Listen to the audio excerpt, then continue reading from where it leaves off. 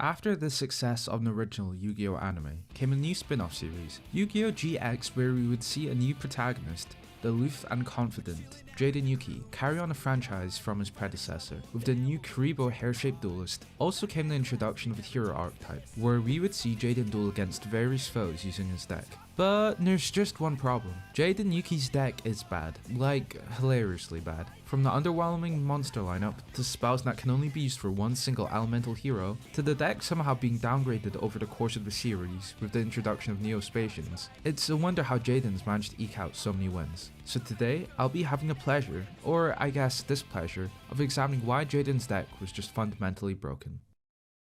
To fully understand the context of the deck, we need a little background for the era shift from the original series to GX. In the original Yu-Gi-Oh anime, the characters' decks comprised of a mishmash of monsters, held together by a loose connection, whether that be a Fiend deck for Bakura, or a Warrior and Luck theme for Joey. There would be an overarching theme, and occasional, I guess you could call it, a pseudo-archetype. But overall, there would be little in terms of synergy connecting one card to another. However, that changed with the airing of Yu-Gi-Oh GX.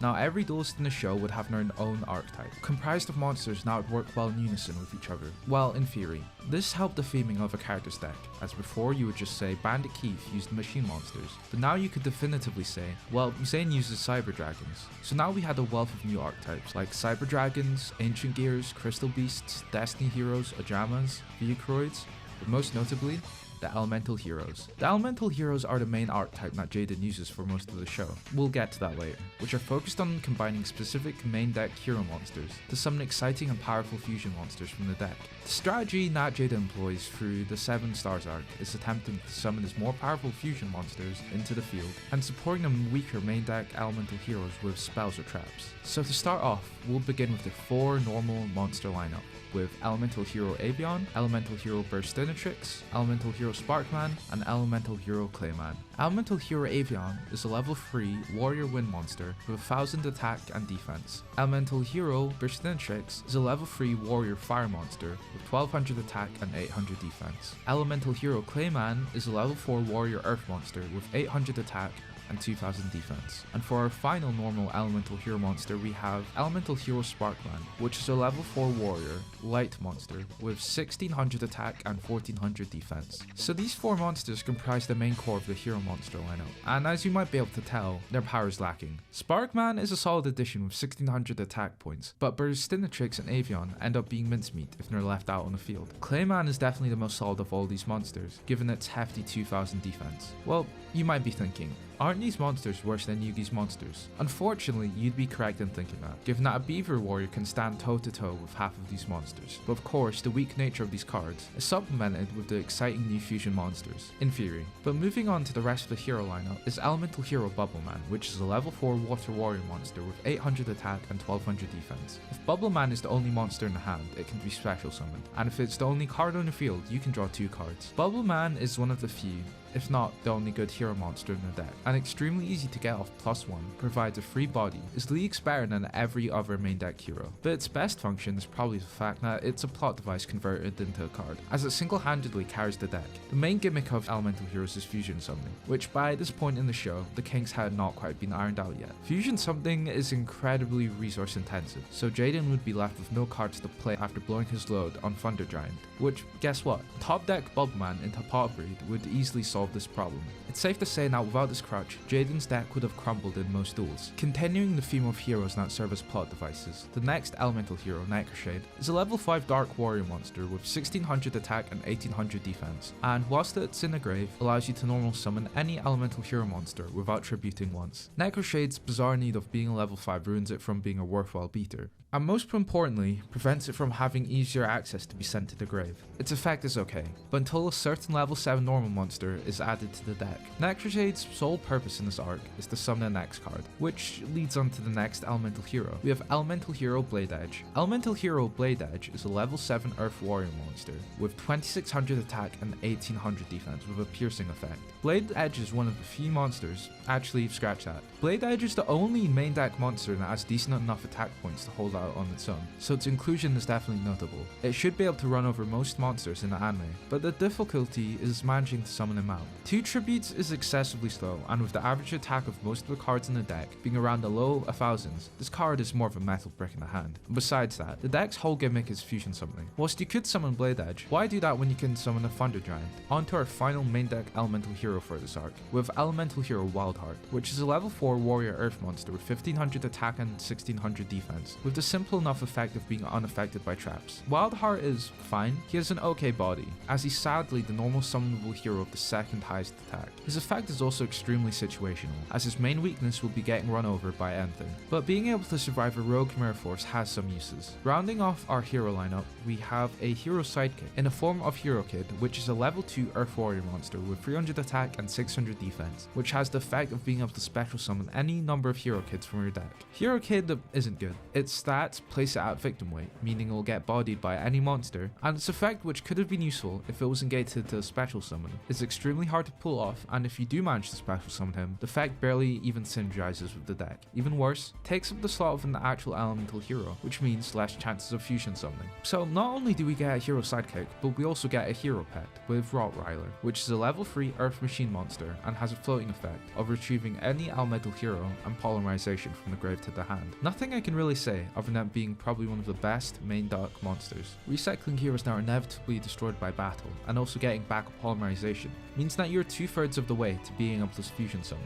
Dark Catapulter is our first monster unrelated to heroes. It's a level 4 earth machine monster where during each of your standby phases you can place a counter on the card. You can then remove from play the number of cards from your grave equal to the number of counters, then destroy the number of spells or traps on the field. This card could be useful, that is if its effect was printed on a monster of high attack. 1500 defense is too low to survive anything. Besides that, if there's a spell or trap you need to destroy, needing to wait an entire turn and also hope that your monster doesn't get destroyed leads to the inclusion of this card in a deck being a baffling choice. Winged Kuriboh is a level 1 light fiend monster with 300 attack and 200 defense, with the following effect. During the turn this monster is destroyed and sent to the grave, you receive no damage. Winged Kuriboh, despite its small stature, is not that bad of an addition, with how often this deck won't be able to do anything if you're missing a fusion material or a polymerization. Pretty much guaranteeing yourself a free turn isn't that bad of an effect. The same can be said for the next Winged Kuriboh card, being Winged Kuriboh level 10, which unsurprisingly is a level 10 light fairy monster with the same stats as Winged Kuriboh, which has the ability to tribute itself during your opponent's battle phase to destroy every face-up attack monster on the opponent's field and inflict damage to their life points equal to the total attack. Now this card is downright broken. Being a Regeki that inflicts large amounts of battle damage in a format where the life points are equal to 4k, extremely game breaking.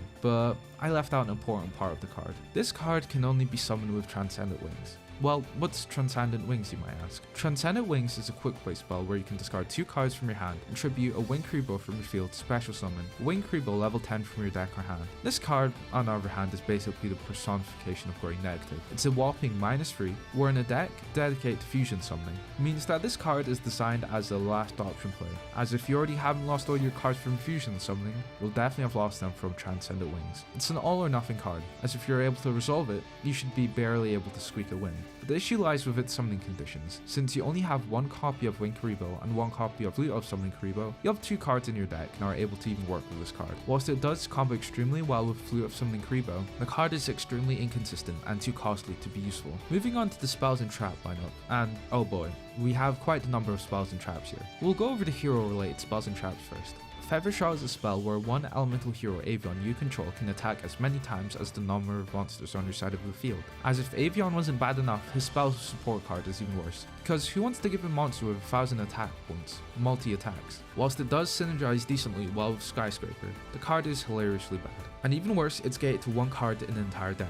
Featherwind is a counter trap that you can use if you control elemental hero Avion on your side of the field to negate an activation of a spell or trap card and destroy it. Negating cards is always cool, but you're barely ever going to be able to play this card, and that needs a monster with 1000 attack to stay on the field. Bubble Man has 3 different spells that come with it: Bubble Blaster, Bubble Illusion, and Bubble Shuffle. Bubble Blaster is an equip spell that can only be equipped to Bubble Man, which increases the attack of that equipped monster by 800 points. If the monster would be destroyed by battle, you can destroy Bubble Blaster and reduce the battle damage to 0. Bubble Illusion is a quick play spell that allows you to activate traps from your hand if you control a Bubble Man on your field. And finally, Bubble Shuffle is a normal spell that lets you change the attack position of a Bubble Man you control, an opponent's monster to defense position. Then you contribute the elemental hero Bubble Man special 1 elemental hero from your hand. Bubble Blaster goes against the deck's main strength, the fusion summoning. and tries to turn fusion material into a mediocre beater, with battle protection that allows it to survive one blow before it gets bulldozed by a light breeze. Bubble Illusion was cool because it would let you use hand traps before Konami even dreamed of a max zero effect failure,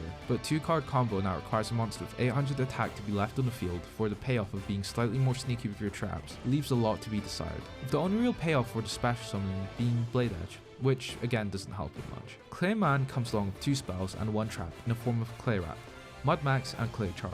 Clay Wrap is an equip spell that can only be equipped to Clayman, and when a monster is sent to the grave, you can send 1 spell or trap your opponent controls to the grave. Mud Max is an equip spell that gives Clayman a whole 300 attack points, and as if it couldn't get any more broken, if Clayman is targeted for an attack, you can negate the attack and special summon 1 level 4 or lower hero monster from your hand. Clay Charge is a normal trap which you can activate only if Clayman is selected as an attack target, where you destroy the opponent's attacking monster and Clayman to inflict 800 effect damage to your opponent.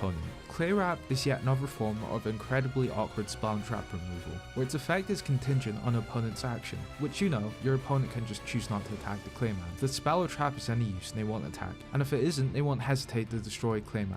It's not really that great. Clayman's next equip isn't designed that much better, where the equip spell, for some reason, places him in a go-kart, and boosts his most important stat of course, his attack, to 1100, which does imply that go-kart is worth 300 attack points. The decision of boosting his attack stat, where it can still easily be destroyed, is certainly a choice, and none of the level 4 or lower elemental hero monsters are worth summoning, which makes the card's inclusion feel even worse. Clay Charge is a decent enough counter trap with a good effect. If it wasn't gated to 1 single Clayman in the deck, you might be noticing a running theme with the hero specific cards. Burstinatrix has 2 spells with Burst Return and Burst Impact, where Burst Return lets you return every elemental hero to their owner's hand, except from Burstinatrix, and Burst Impact allows you to destroy every other monster on the field, apart from Burstinatrix. Burst Return is an extremely niche card that doesn't make sense to use in 90% of occasions. The card also places extreme confidence in the deck, as it implies that you'll be able to have multiple elemental hero monsters on your field survive past the turn. Burst Impact, on the other hand, is weirdly good, where Geki's broken, even if it's tied to Burstinatrix, the burn damage being a nice cherry on top. Now, does it mean its inclusion is a good idea? No, but compared to the other hero specific cards, it's better than most. Edge Hammer is a normal trap that lets you tribute 1 elemental hero Blade Edge to destroy 1 monster your opponent controls to inflict damage equal to their attack points. Losing your most powerful main deck monster and going essentially -2 because of the 2 monsters used to tribute summon this card for singular monster destruction is extremely bricky, and almost destined to always be a bad trade against your favor. Spark Blaster is an equipped spell that allows you to change the battle position of 1 face-up monster your opponent controls, up to 3 times before it's destroyed. There's practically no use of this card. It isn't a trap, so you can't use it to negate an opponent's attack, and so you can only really use it offensively, which is incredibly niche, as the deck struggles to even output enough power that the opponent needs to go in the defensive. Wild Half is a normal spell that allows you to halve the original stats of any face-up monster your opponent controls if you control Wild Heart on your field, and then you special summon a token to your opponent's field, which has the same stats as the monster after it's been halved.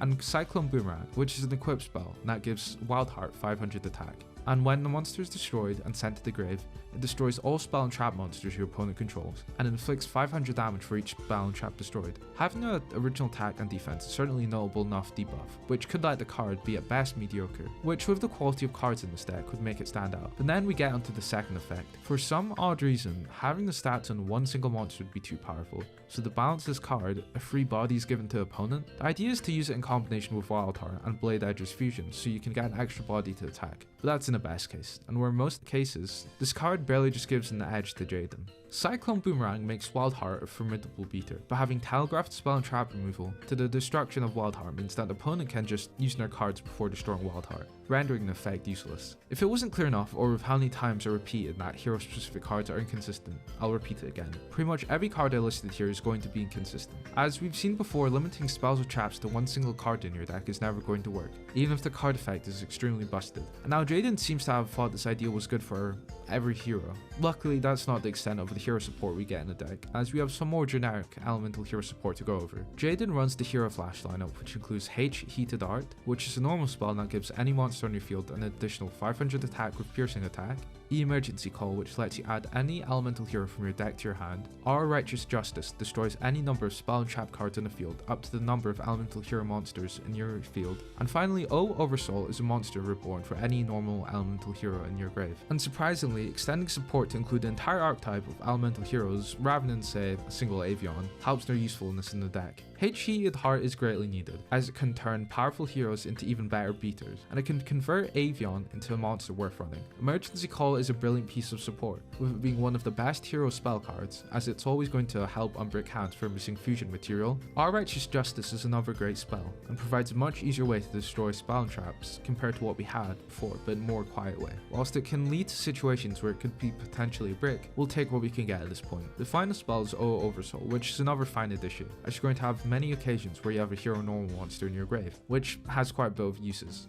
Hero Flash can only be played if the previously mentioned cards are all in the grave, which lets you special summon any normal hero monster from your deck. In this turn, any hero normal monsters on your side of the field can attack directly. Hero Flash's effect is rather underwhelming for the restrictions needed to even activate the card. Managing to get all 4 individual spells from your deck to the grave means that this is another rocky hero support card. An effect of special summoning a monster like Avion is basically the same as sending it to death, unless you're ready to win a game within a turn through direct attacks or have a fusion summon ready. Its second effect can also help adding big damage, but again, when output of the normal monsters is so weak, maintaining board presence is hard enough as it is, means the direct attacks won't amount to much damage. Hero Heart is a spell that lets any elemental hero attack twice in exchange for having its attack for that turn. This card is not great. As I've pointed out, elemental heroes don't have too much attack, so the only real use case is to boost an elemental hero to bully another monster as less than 500 attack points. Where even in the show, the only times Jaden even managed to use this card was to run over Moki Moki, and a token of literally 0 attack points. Miracle Fusion is a spell that allows you to fusion summon any elemental hero monster from your deck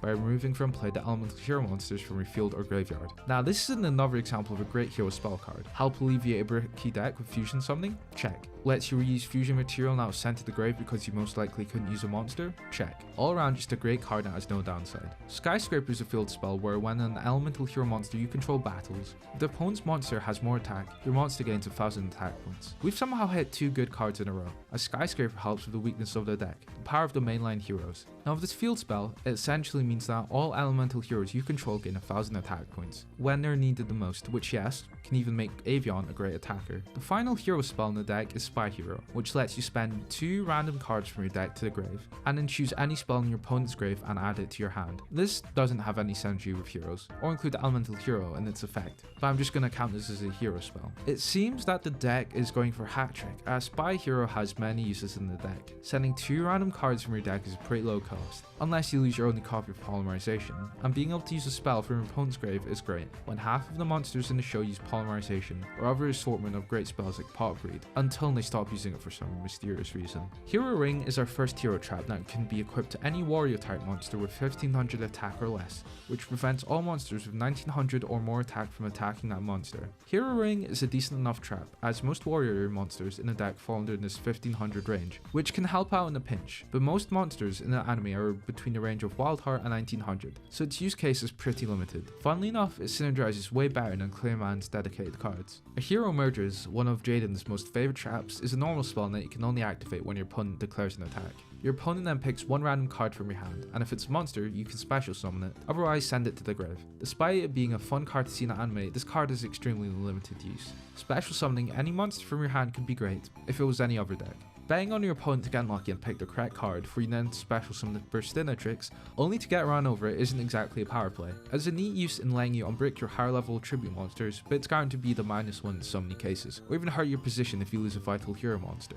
Technically, it's not fully connected to the E-heroes, as despite having heroes in its name, it's not connected to the hero archetype, and the R on the card is actually taken from Sombria in the manga. Hero Barrier is a trap that can be activated when your opponent declares an attack if you control an elemental hero. Hero Barrier is a pretty decent card, all things considered. It's pretty inoffensive, but it does make you wonder why Jaden even runs it, when it gets classed extremely hard when an even better version of the card already exists in the deck. Hero Signal lets you special summon a level 4 or lower hero monster from your hand or deck after a monster you control is destroyed. Now this, on the other hand, is as good as it gets for hero traps, allowing you to special summon most of the elemental heroes from your deck. means that you can set up for a fusion summon, which adds some consistency. It still isn't perfect, but regardless, it's still one of the better traps. Heroes Rule 1 5 Freedoms allows you to remove from play any 5 cards in the grave. The most interesting thing about this card is that you can use it to snipe Snake Oak's effect, and it's probably one of the best aging cards in Jaden's deck that could see some sort of play today. But for the anime, this card's inclusion really doesn't help against most decks. Soul Union allows you to boost any elemental hero monster you control with the attack of one elemental hero monster from your grave. This is another great trap, especially with a card like Sparkman or Blade Edge in the grave, can definitely make most elemental heroes be able to survive a turn, or even be used as an offensive to OTK the opponent, especially if you have a fusion in the grave. This card is great as not only does it help out with the weakness of low attack heroes, but also the power of the stronger fusion monsters. Miracle Kids allows you to decrease the attack of one of your opponent's monsters by 400 points for each hero kid in the grave until that end phase. When using this, to get the full value of this card, you'll need to have drawn hero kid, special summoned hero kid, then to get every hero kid destroyed, and only then could you use this card properly. Sadly, this card isn't the miracle the deck is looking for. So that's all for the main deck hero cards, but this deck focuses on fusions. The deck also contains generic fusion support spell and traps, which will kick off with the primary playmaker of the deck, Polymerization, which allows you to fusion summon any fusion monster by sending the required materials from your hand or field to the grave. This deck pretty much lives and dies by its ability to fusion summon the more powerful fusion heroes, as otherwise you're stuck with a bunch of normal monsters. Just like the original anime, the problems with this card aren't really fixed in GX, as the card is always going to be a -2, and incredibly inconsistent. You'll need those specific fusion materials. However, the deck still contains some cards to help alleviate this issue, mostly due to plot convenience, starting with Fusion Recovery, which allows you to target one Polymerization and one fusion material that was used for a fusion summon in your graveyard, tie them back to your hand. This slightly helps with the card economy of a fusion summon, as it's a +1, but not only that, the quality of the card advantage is extremely beneficial, as it sets up 2/3 of a future fusion summon. Fusion Sage is a spell that allows you to add a Polymerization from your deck to your hand. Fusion Sage is a great deck finner, and allows you to run 4 Polymerizations in your deck. Well, he's only ever shown to use 2 Polymerizations max in the duel, but we'll give Jaden the benefit of the doubt. Metamorphosis is a spell that allows you to special summon one fusion monster from your deck by tributing one monster you control of the same level as the fusion monster. Now this is a broken fusion spell. Being able to single-handedly bypass the inconsistency of fusion summoning, needing 2 specific materials, means that not only do you not need the specific materials, it also means that your options are open to any monster of the same level. Which would be true if this extra deck, fusion monsters, weren't primarily comprised of level 6 or 8 monsters. That means the only applicable monsters for this card is Mariner, Steam Healer, and Neo Bubbleman, which makes what is supposed to be an extremely broken card have limited use in this deck. It also means that the mainline monsters that actually work is with Necroshade and Bubbleman, which means that this card's upsides, whilst being more consistent, is pretty much non-existent. Whilst it is incredibly inconsistent, you could still use it as a pseudo max change to swap out a weaker level 8 fusion monster, say Wild Wingman, for Shining Flare Wingman. So at least it has some use in that regard. Side note, as a kid the art on the card was always so bizarre and freaked me out. What is coming out the side of his head? Is it okay? Defusion allows you to return any fusion monster on the field, and if their fusion materials are in the grave, you can special summon those monsters. Defusion remains a brick in the hand, as it relies you on having a fusion monster on the field, and also needing an extremely niche use case for wanting to defuse a powerful fusion monster into 2 weak heroes. Sure, it could be used to defuse an opponent's monster, and for some reason Ra, but this doesn't help the inherent bricky nature of the card. Fusion Gate is a field spell that allows you to fusion summon monsters by banishing monsters from your hand or field without using Polymerization. Fusion Gate is fine. It's hard to accurately rate, as yes, it's an infinite Polymerization, so you can reuse that as many times as you want. It lowers the boundary of fusion summoning, so you'll only need 2 fusion materials. However, it removes some of the synergy as the deck, as surprisingly there's quite a bit of recovery, fusion recovery, or warrior returning alive, which Fusion Gate will shut off. By banishing a material which you only run 1 of, it means that the cards are lost without any way to get them back, with no further replacements in the deck. It definitely has its place in the deck, even if it can get a bit iffy with its usage. For the final fusion card, we have Final Fusion, which you can only activate when a face-up monster you control battles an opponent's monster, which then causes each player to take damage equal to the combined attack of the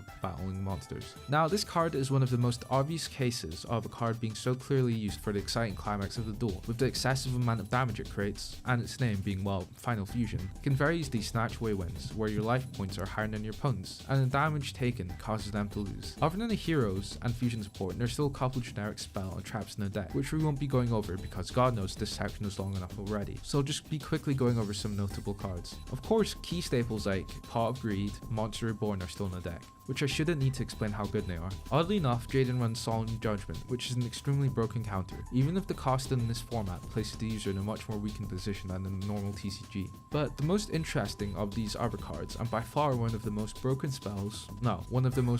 cards in the entire Yu-Gi-Oh anime, has to be this next card which I'm going to be mentioning, which is Saboteur, the Philosopher's Stone. Saboteur the Philosopher's Stone is a spell that when Kuriboh is destroyed, you can add this card from your deck to your hand. And when you activate this card, you can pay half your life points to switch this card with one card in your deck or graveyard. After you activate this card, you can add back a Saboteur back to your hand. After you do this 3 times, you can choose one monster in the field and multiply its attack by the number of monsters your opponent controls. As far as anime cards, this is even more broken than the standard lot. It's the only card in the entirety of Yu-Gi-Oh's existence, across the anime, manga, physical card game, that can search itself from the deck. Not only that, it lets you search out any card from your deck, not once, but whole 3 times, with no downside. And as if that wasn't crazy enough, if you haven't managed to guarantee the win, you'll be able to OTK the opponent as your monster will be multiplied to absurd levels. This card alone guarantees to summon or fusion the monster, or get out a powerful spell like Monster Reborn or Battle Fusion. The only real downside is that the extent of the power plays with this current deck is to summon a Shining Flare Wingman, which isn't necessarily guaranteed with only 3 cards, which is probably more indicative of how bad the deck is, but that's a different point. It's a shame that the fine print of the card means that you can only use it once before it disappears into the ether, but for the one deal you'll be able to use it, it'll guarantee the win. Also, it can't be ashed. By the way, this video took a long time to make, so if you're enjoying the content then consider subscribing and liking. I'm currently trying to get to 10k subscribers, so even one sub goes a long way in letting me know that this is the kind of content that you want to watch. So we've been through the main deck, but now we'll move on to what we've all been waiting for, the Fusion Monsters, where you'll find half-decent stats with effects ranging from really great to situational to Rampart Blaster. Starting off, Jaden's ace, no, not you. We have Elemental Hero, Flame Wingman. Flame Wingman is a level 8 fusion monster requiring Avion and Burstinatrix with 2100 and 1200 defense, where when it destroys an opponent's monster by battle, inflict battle damage equal to the attack of the destroyed monster. Flame Wingman, whilst being on the low end of attack stats, means that given a 4k life point format, you'll only need to attack the 2 monsters that are in attack position to win, and allows you to easily apply pressure, even when an opponent is on the defensive. Overall, a decent card, considering the quality of the material. Up next is its direct upgrade, Elemental Hero Flare Wingman with 2500 attack and 2100 defense, which requires Flame Wingman and Sparkman, and gains 300 attack for each Elemental Hero in your grave, and has the same effect as normal Flame Wingman. As you'll be using at least 3 different heroes, this card will have a minimum of 3400 attack, which brings it to near broken levels of attack. Combined with the burn effect, can potentially OTK the opponent by itself, cause high levels of damage. It is however much more consistent, and you'll rarely ever be able to get it out, as you'll need 2 fusion spells and 3 different monsters, meaning that this card is a 5 card specific combo. Realistically, you'll be bringing him out with a Miracle Fusion, which does damper its high damage output quite a bit. Elemental Hero Steam Healer is a fusion of Burstinatrix and Bubbleman with 1800 attack and 1000 defense. If this card destroys an opponent's monster by battle and sends it to the grave, increase your life points by the attack of the destroyed monster. Gaining life points is pretty much a nothing happens effect, as the increase in life points most times won't affect your opponent present, and most times saves you from 1 attack. That is, if this monster is even able to run over anything with its low 1800 attack through 3 card combo. Heck, even normal summonable monsters from dual monsters were able to destroy this, really not worth running or using. Elemental Hero Marina is a fusion between Bubbleman and Avion with 1400 attack and 1000 defense, which can attack the opponent directly if you control any face down cards in your spell or trap card zone. This is up there with being one of the weakest elemental heroes in terms of attack and also effect. It can maybe snatch a game or 2 if you haven't lost yet because you've gotten desperate enough to rely on Marina to win.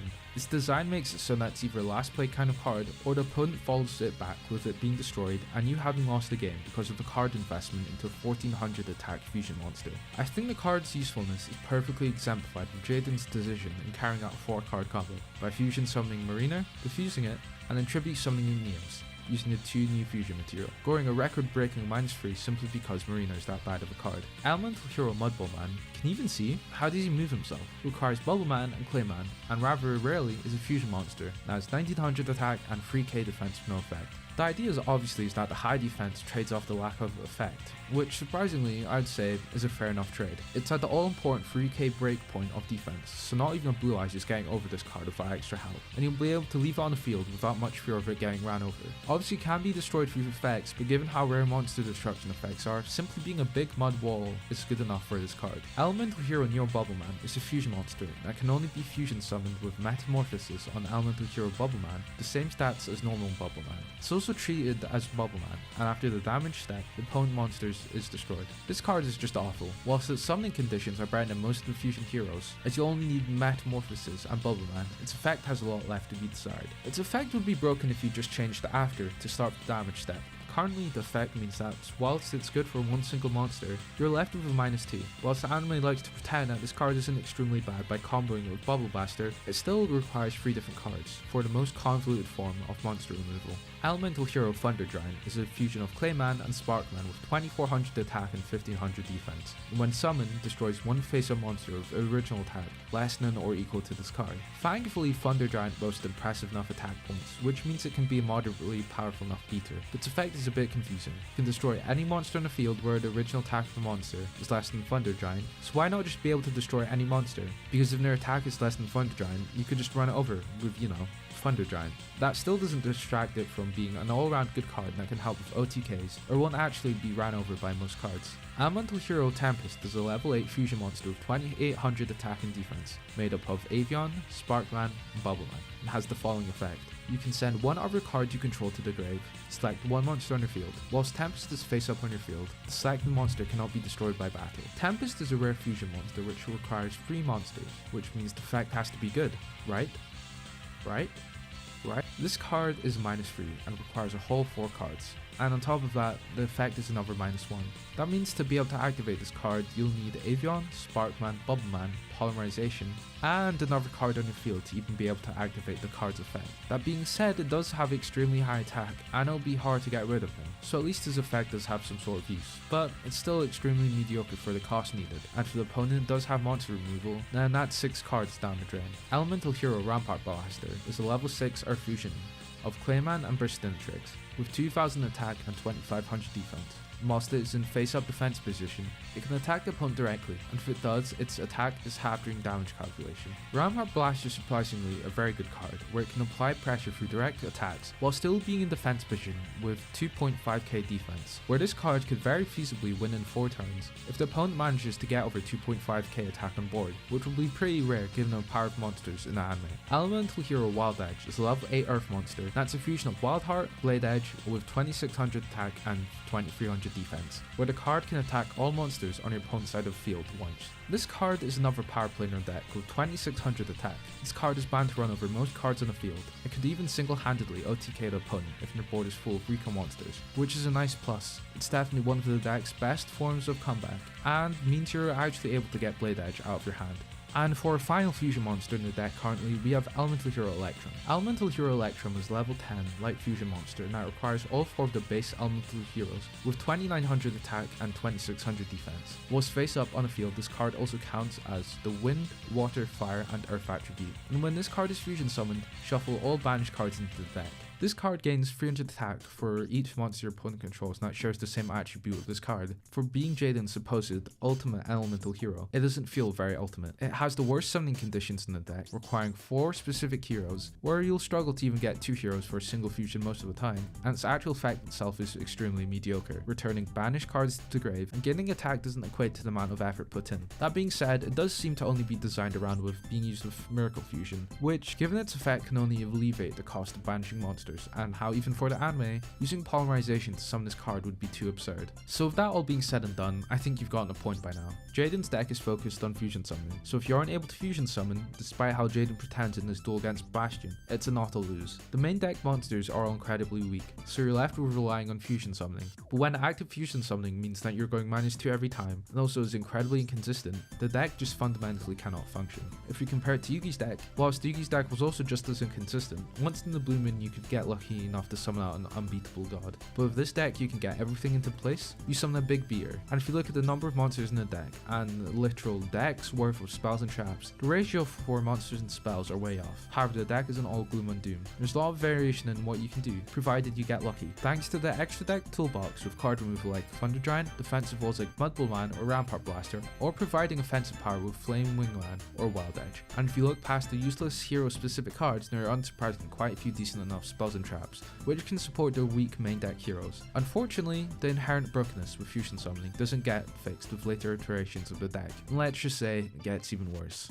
Moving on to Society of Light, before Jaden's crushing defeat against Aster, we don't see too many new cards, with the exception of 2 new fusions, Elemental Hero Clay Guardian and Elemental Hero Necroid Shaman. Elemental Hero Necroid Shaman is a level 6 Dark monster, and that is a fusion of Wildheart and Necroshade, and has 1900 attack and 1800 defense. This card has the following effect. When this card is special summoned, you can send 1 monster your opponent controls to the grave, and then special summon 1 monster from your opponent's grave to their field. I actually do like this card a lot in terms of its effect theming, as the graveyard manipulation effect does tie well into the idea of the card being related to the dead, and has a unique effect in comparison to all the other fusion heroes. But that aside, the card still has some decent utility. Non-targeting removal, not that it matters at this point in Yu-Gi-Oh! And also, one effect cards with destruction floating effects is an extremely rare thing for this deck. It also combos nicely if the opponent has a weak monster in their grave to provide for a weak link in the board, in case an OTK is available. The card after this becomes a 1900 normal monster, which does mean that is well within the range of monsters now are able to beat over it, but as a plus, Stealth Void Turbo works well with this card. Elemental Hero Clay Guardian is a level 4 Earth Fusion monster that can only be special summoned with Metamorphosis by using Clayman, and has 0 attack and 2000 defense. When this card is special summoned, inflict 200 damage to your opponent for each card they control. Continuing the theme of Clayman's fusions being generally pretty decent, Clay Guardian is also a solid defensive addition to the extra deck. It's basically Mud Bowman, but with easier summoning conditions, and to top it off, the burn damage is a nice addition, but doesn't really do much for the card. But the biggest change up Jaden makes to the deck definitely has to be the addition of Neos and the Neo-Spacians. In this arc, Jaden faces off against his rival. No, not that one. No, not that one as well. Not that one as well. Also not that one. Where he accuses him of the worst crime in Yu-Gi-Oh! Net decking. Following a crushing defeat to Aster, Jaden loses the ability to seize cards, so he finds a new set of cards, where we find ourselves with the introduction of the Neo-Spacians to the deck. They also have a focus on fusion summoning, but instead of relying on polymerization, they use a very cool and exciting new technique of fusion summoning that definitely solves all of the issues with normal fusion summoning. But, well, you'll see. We'll begin with Jaden's new ace, Elemental Hero Neos. Neos is a level 7 light normal monster with 2500 attack and 2100 defense. Neos is supposed to be Jaden's true ace, which can be extremely obvious if you look at its similarities with Yugi's Dark Magician. It has pretty high stats, which helps out with the lack of power, but just like every single 2 tribute monster that's existed in this era of the anime, it's extremely unfeasible to get him out. What's even worse is that this time, an entire summoning mechanic is locked behind having Neos on the field. Neos isn't the only new alien to join in the deck, where we see Neo-Spacian Hummingbird, Aquadolphin, Panther, Flare Scarab, Glomoss, and Granmall. Neo-Spacian Hummingbird is a level 3 winged beast wind monster that has 800 attack and 600 defense with the following effect. Once per turn during your main phase, gain 500 life points for each card in your opponent's hand. Neo-Spacian Aquadolphin is a level 3 water warrior monster with 600 attack and 800 defense, where you can discard 1 card and then look at your opponent's hand and choose a monster from their hand. If you control a monster with higher attack than that monster, you can destroy that card and then inflict 500 life points to your opponent.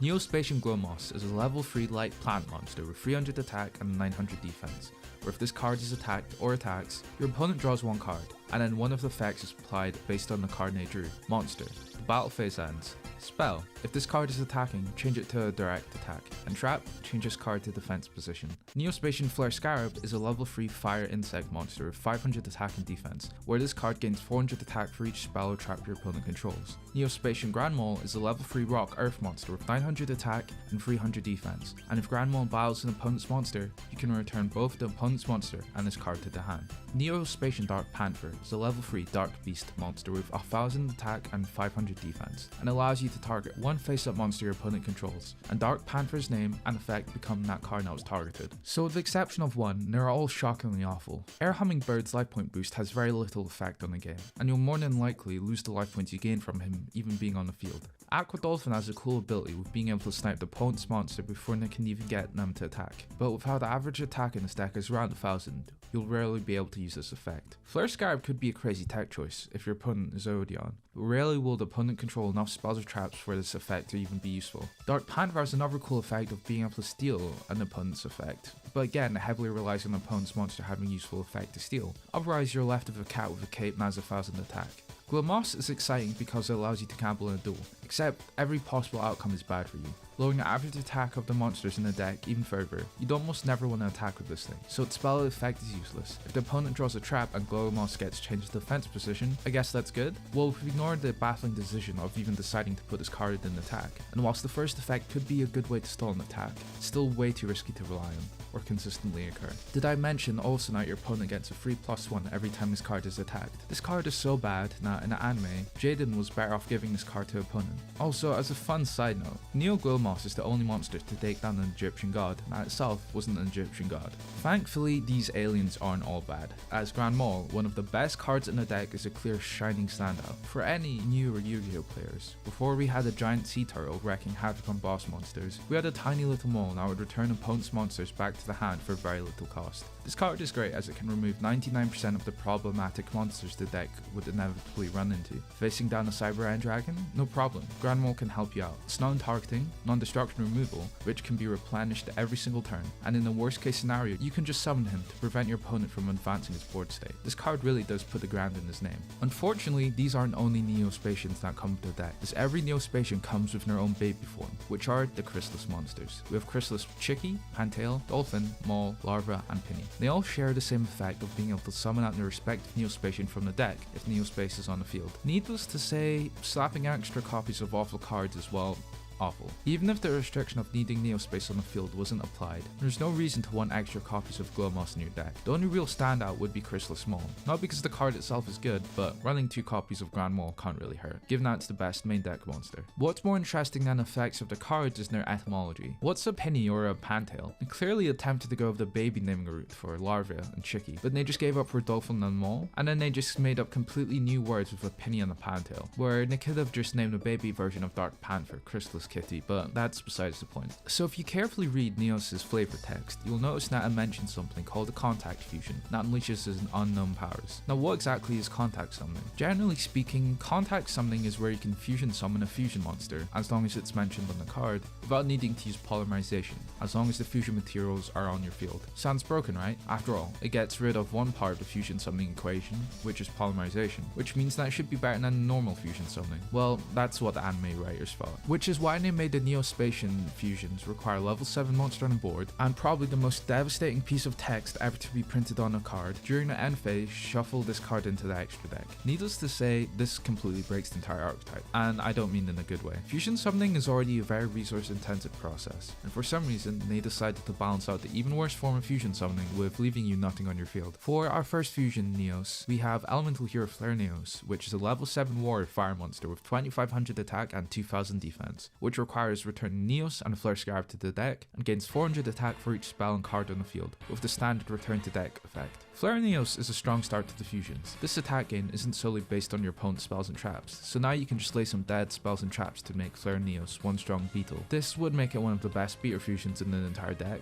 but it gets sent to the extra deck. Elemental Hero Glow Neos is a level 7 light warrior monster with 2500 attack and 2000 defense, which is a fusion between Neos and Glow Moss. Once per turn during your main phase, you can target one face-up card your opponent controls, destroy it, and then apply the following effect based on the card type. If it's a monster, this card cannot attack this turn. If it's a spell, this card can attack your opponent directly this turn, and if it's a trap, you can change this card to defense position. Glow Moss is a shining beacon with an extra deck, as it's one of the few forms of consistent card removal, which the deck lacks, other than just summoning a really big beater. The downsides this time aren't going to make you lose, and are mild inconveniences at best. But making this card get sent back to the deck means that effectively you'll be going through all of this effort to summon him, only to pop one single card, and then end up with no monsters left. Elemental Hero Dark Neos, which is a level 7 Dark Warrior fusion between Neos and Dark Panther, with Neos' style line, which has the following effect. If this card is not already targeting a monster with its effect, you can target one face-up effect monster on a field and negate that monster's effect. Dark Neos has an extremely valuable ability of being able to negate effects, which is always going to be useful. The problem is once you choose the monster, that's your pick gone until either that monster is destroyed or Dark Neos is removed from the field. And the biggest problem is that at the end phase he goes back to the deck. This card's utility probably hurts the most on the shuffle, as its usage is directly tied to Dark Neos being on the field. At least with Flare Neos you can use them for one big attack,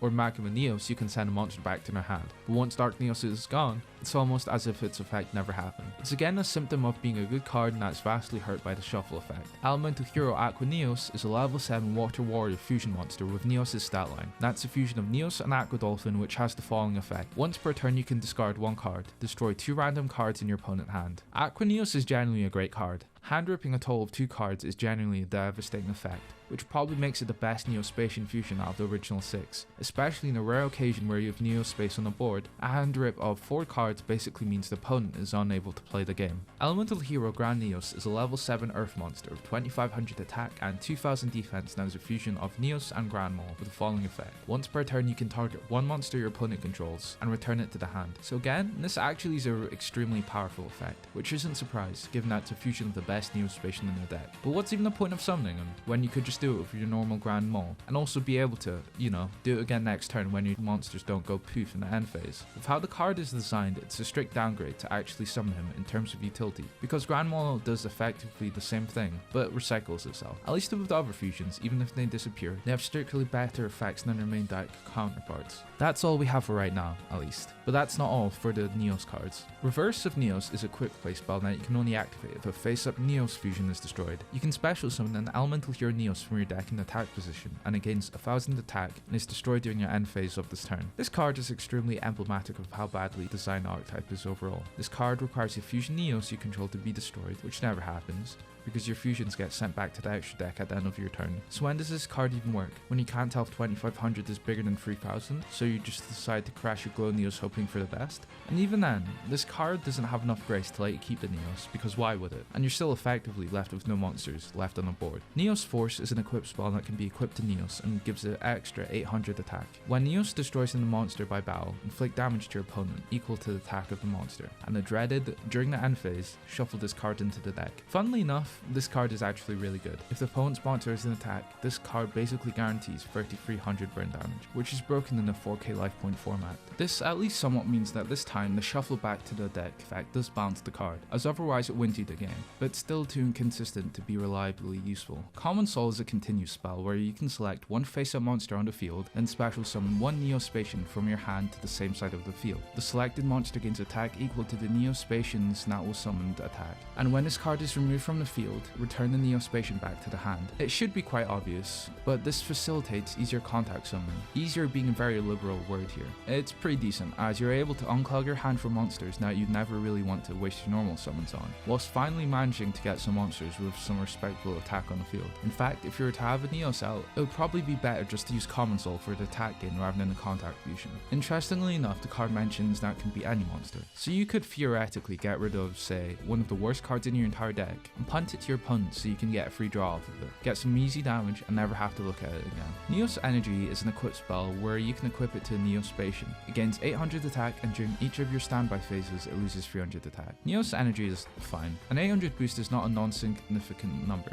and can boost Flare Scarab to even higher levels, but being a fusion spell to only 6 cards in the entire deck and not being even to the Neos fusions means that it's dead for the majority of the time. Contact is a normal spell where you can send all Chrysalis Monsters you control to the grave to special summon one monster from your deck or hand listed on a card effect of any Chrysalis monster now sent to the grave. Contact is a spell that makes the card effect of Chrysalis monsters what they should have been. It still doesn't make the Chrysalis monsters worth running as it's still -1 and could just easily be replaced by Neo-Space instead, which, whilst we're on the topic of, Neo-Space is a field spell that gives Elemental Hero Neos and any fusion monsters that mention it 500 extra attack and makes the shuffling effect of the Neos fusion monsters optional. This card is basically the equivalent of attempting to place a band-aid on an amputated limb. summoning. It makes summoning Neo-Spacians somewhat viable, if we ignore how inconsistent it is. And a boost is definitely a very nice addition, as it makes any Neos card a free K beater, making the deck actually usable, and tying it to a very MSTable card is certainly a design choice, and really highlights how the shuffling effect never should have been printed. Jaden hasn't completely abandoned the elemental heroes though, as they still get a couple of support spells and traps in this arc. Fifth Hope is a normal spell where you can select 5 heroes in your grave and shuffle them into the deck, and then draw 2 cards. You draw 3 cards if you control no other cards in your hand or field. The problem with this card isn't with the effect. Drawing 2 cards with recycling your heroes is always great. It's just that, why even use this card when Pot of Avarice exists? We've seen other duels use Pot of Avarice, so why can't Jaden ask a loan from Crocodile Gym?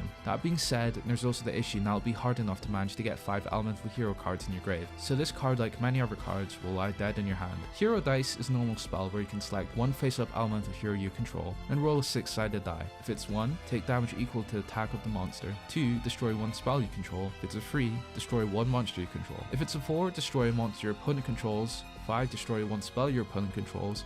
And 6, selected monster can attack directly this turn. Taking inspiration from Glowmoss, a card where you end up hurting your field half of the time, means that this card is not usable. Even if you do end up with the more favourable outcomes, there are also many cases where you'll want to destroy a monster, but you end up rolling a 5. Also, I should mention, why didn't I have to make it specific to a spell? You really couldn't make it destroy a spell or trap? Skyscraper 2 is a field spell where once per turn you can special summon any hero monster that is destroyed by battle and sent to the grave. Skyscraper 2 is close to being great, but relying on your monsters to be destroyed by battle hurts its use, as it relies from you recycling monsters from fusion summoning. It's not entirely without its use, as due to how inconsistent fusion summoning is, more often than not you'll be needing to use heroes as walls. Fake Hero is a normal spell where you can special summon 1 elemental hero monster from your hand. It can't attack and returns to your hand during the end phase. So you might be thinking, isn't this card pretty worthless? And yes, you'd be correct. There's not a single elemental hero that has an effect now you'd actually use to utilize this card. And the fact that you can't even use the special summoned monster for an attack, and now it returns to your hand, means that effectively this card does nothing. Apart from one key interaction, which is summoning Neos from your hand to then contact fuse with a Neo-Spacian. In fact, this card is so niche that its sole purpose in the anime was to summon Neos, so that it could pretend that Neo-Spacians were usable. Hero Call is a normal trap that allows you to select 1 monster from your deck and place on top of your deck. Hero Call has literally no relation to elemental heroes whatsoever,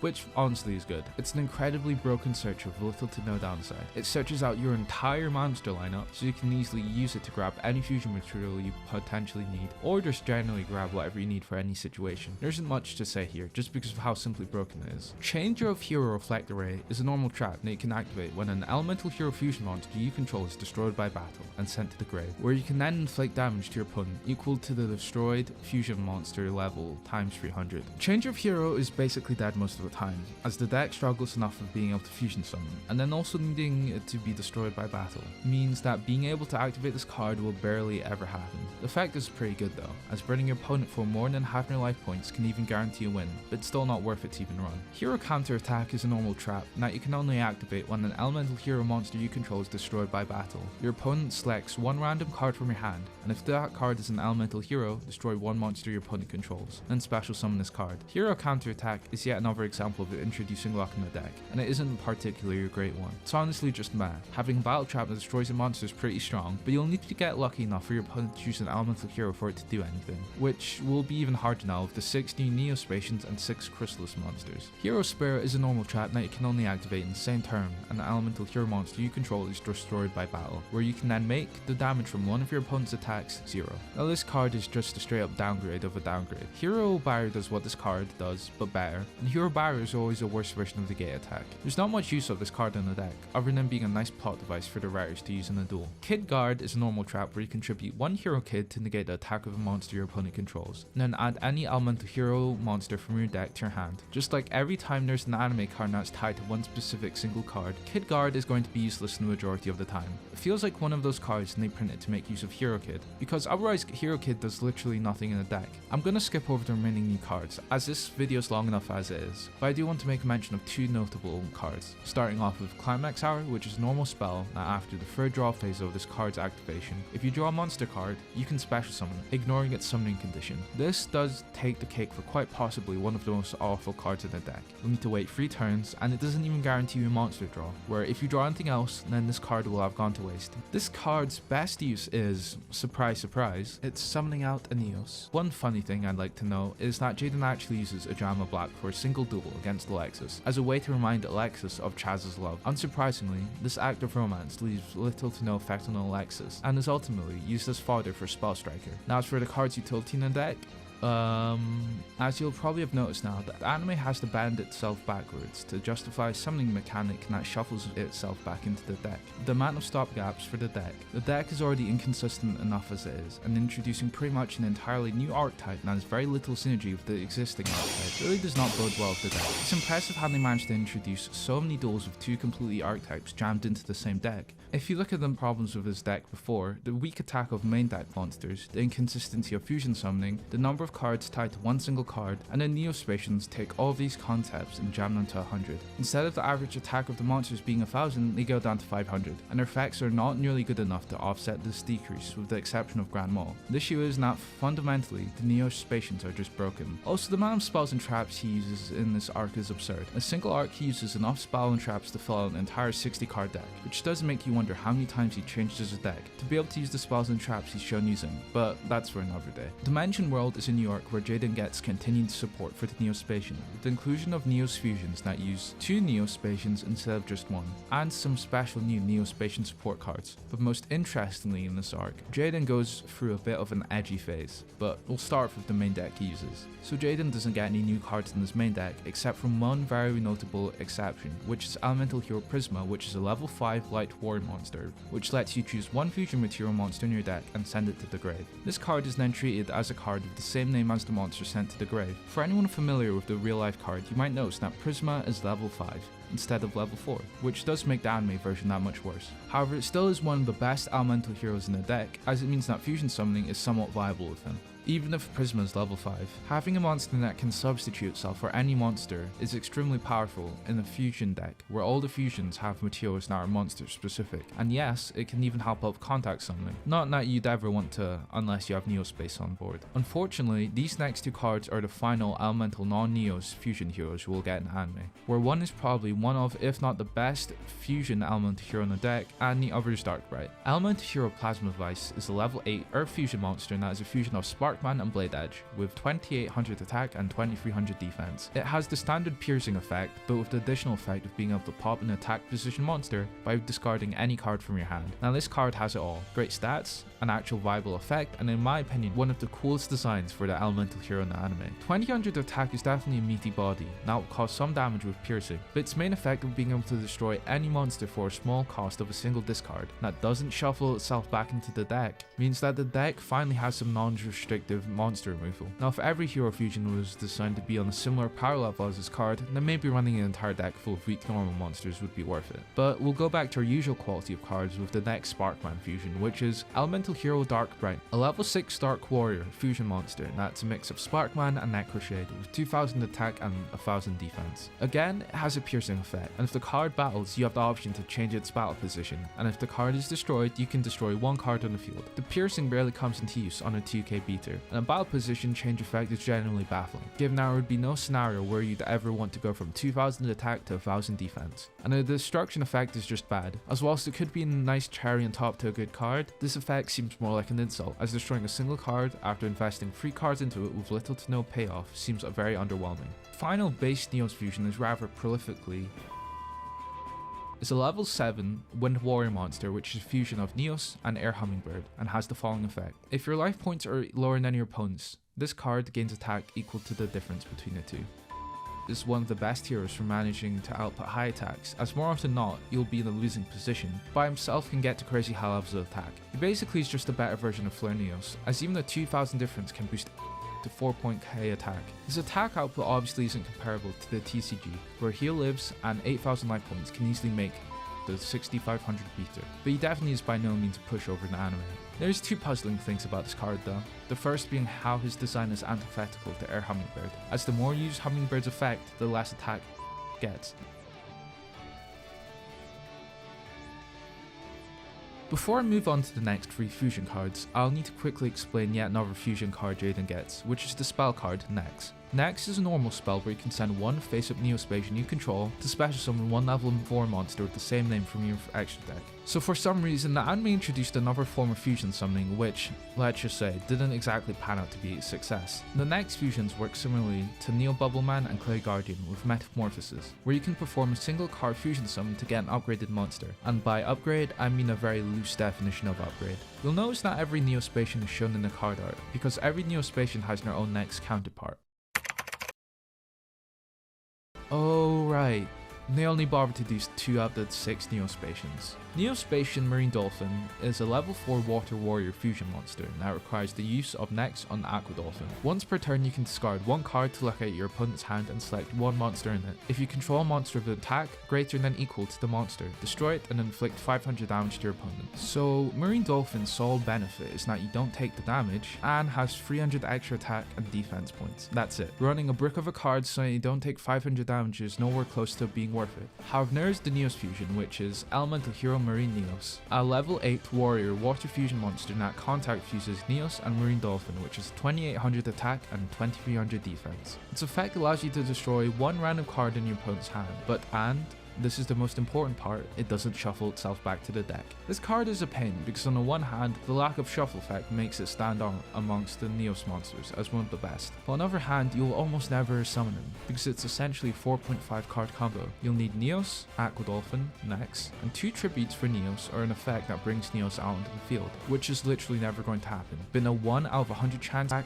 draw 1 card, and apply one of the following effects based on the card type. If it's a monster, end the battle phase. If it's a spell, changes card's attack to direct. If it's a trap, changes card to defense position. Twinkle Moss is the exact same as Glow Moss with 2 changes. Our stats are boosted by 200 and instead of your opponent drawing 1 card, you draw a card. So Twinkle Moss fixes everything with Glow Moss. Instead of your opponent drawing a card, you go +1. And that's definitely everything wrong with the card. As now, Twinkle Moss has a whopping 500 attack, so being able to attack directly can threaten lethal in many cases. It really is a miracle how they decided this was in any way a better version of Glow Moss, as in the anime you can't even use it for a single contact fusion. They didn't even bother making the card's effect better other than a +1, which is absurd, that given even to summon Twinkle Moss you already need to use Next, which means that the +1 isn't even really a +1, and there's no chance this monster staying past 1 turn, and in reality the draw effect should have been given to normal Glow Moss in the first place. Also, rather sadly, Neo-Spacian Twinkle Moss and Neo-Spacian Marine Dolphin have the highest amount of defense within the Neo-Spacian line. Now moving on to the Neos fusion of this card, oh wait,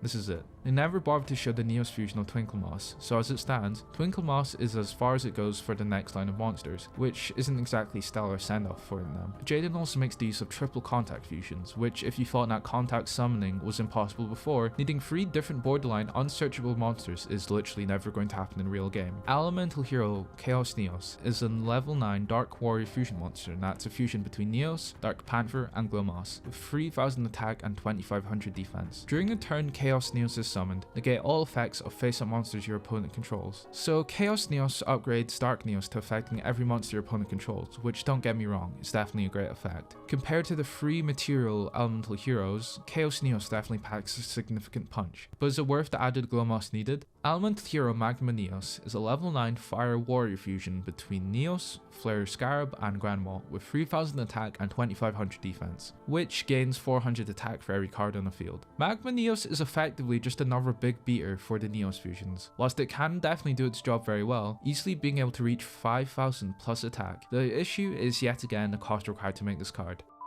Does pretty much the same thing, and it's not that far behind this card, and could very easily even be better in many cases. Only needs a single Neo-Spacian. You also have to consider the alternatives to summoning this card. Why not just go into Flare Neos with Grand Maul on board? This way you'll be able to at least keep the best Neo-Spacian in your hand for a follow-up play and beat over with Flare Neos. Or alternatively, even use Grand Neos and keep Flare Scarab, so you're left with at least 1 monster on board. Elemental Hero Storm Neos is a level 9 Wind Warrior fusion between Neos, Hummingbird, and Aqua Dolphin, with 3000 attack and 2500 defense, with a single effect of once per turn being able to destroy every spell and trap card on the field. This follows the same exact problem that the 2 other triple contact fusions have. It's extremely inconsistent to even get this card onto the field, and by the time it comes out, your opponent will probably have used up all interchangeable spells and traps to prevent Storm Neos from appearing. Also doesn't help that Aqua Neos is just a great card that investing into Storm Neos feels that much worse, and really is not worth the time or energy to summon. Moving into a card that some wonder how Jaden ever got into his deck, Rainbow Neos is a level 10 Light Warrior fusion monster with 4500 attack and 3000 defense, which can be fusion summoned with Polymerization using Neos and one ultimate crystal monster, and has the following effect. Once per turn you can send one of the following cards to the grave. If it's a monster you control, shuffle all monsters your opponent controls into the deck. If it's a spell or trap card you control, shuffle all spells and traps your opponent controls. And if you decide to send a top card of your deck to the grave, shuffle all cards in your opponent's grave back to the deck. Now thankfully this card is one of Jaden's best fusion monsters, if not the best. It has non-targeting, non-destruct removal, which is insane for a card in the early 2000s, for very to little no downside. It also serves as a self-sufficient OTK machine, as the 4.5k attack is enough to wipe out an opponent through a direct attack, which can be done by its monster shuffling effect. Or if there are battle traps you might be concerned about, you can opt for the spell and trap shuffle. But most importantly, the card doesn't return itself to the deck, which with that effect alone, again makes it more viable than 99% of the Neo-Spacians. The only issue is, well, Jaden doesn't run Rainbow Dragon. The only times Jaden ever summons it is when he borrows it, but he doesn't actually hold it in his deck. This means that Rainbow Neos is virtually impossible to summon, unless Jesse's in the same duel as him. It is a wonder though how Rainbow's Neos was created. Did it exist before Jaden used Super Poly on it? Why did Pegasus ever make a fusion for two completely different archetypes, where not only exists one of each card, or is it willed into existence as an actual card, and since then Jaden has just kept it? Does this mean that Jaden can use Super Poly on everything and create new cards? Bubble Rod is an equipped spell where it can only be equipped to Elemental Hero Bubble Man, and it gains 800 attack. When Bubble Man is destroyed, you draw one card. Yet another equipped spell for Bubble Man that barely does anything. When you look at the card effect, it boosts Bubble Man to Spark Man's attack and replaces itself if Bubble Man is destroyed. An equipped card specific to one hero is useless, never mind it being Bubble Man. An equipped card that can boost any hero by 800 attack points could definitely be in a conversation for viable, but Bubble Rod certainly doesn't make a splash. Tag Request is where you can select one face-up monster you control, special summon any elemental hero monster from your hand which is an attack equal to that monster's. So let's play a game. Let's look at every monster that has the same attack in this deck. Yeah, there's not that much. And Shuffle is a normal spell where you can return one elemental hero you control to the deck. Special summon one Neo-Spacian from your deck, but that monster's effects are negated. For the first time we have a card that actually attempts to synergize the two components of the deck, and unfortunately it does a bad job of it. It's a one-way card, so unless you have an elemental hero, it's a brick, and with effect negation, it means End Shuffle only use is for contact fusion, unless you are a big fan of Aqua Dolphin Beatdown. For a final piece of Chrysalis Support, we have Cocoon Party, which is a normal spell where you can special summon one Chrysalis monster from your deck for each Neo-Spacian with a different name in your grave. Cocoon Party is a crazy good piece of advantage generation. Neo-Spacians being in the grave is an extremely simple requirement, and in a rare occasion you have Neo-Space out, summoning a couple Neo-Spacians also can't hurt. That being said, deck it's based around has only 6 Neo-Spacians, so its usage here will heavily vary on if you've even drawn the Neo-Spacians. Cocoon Veil is a normal spell that you can activate by tributing one face-up Chrysalis monster. This turn, any effect damage inflicted upon you becomes 0. You can then special summon one Neo-Spacian monster written on a Chrysalis monster you tributed from your hand, deck, or either player's graveyard. This, on the other hand, is straight up awful. This card is just another variation of the other Cocoon cards, which is special summoning a Neo-Spacian using a Chrysalis monster without needing Neo-Space. The card also mentions that you can special summon the Neo-Spacians from out of your graveyard, which implies that 1. Somehow there exists other copies of the Neo-Spacians that are solely exclusive to Jaden, and 2. That any duelist would be dumb enough to play Neo-Spacians. Contact Out is a quick play spell where you can return one Neos fusion monster you control to the extra deck. If all the fusion material monsters listed on that fusion monster are in your deck,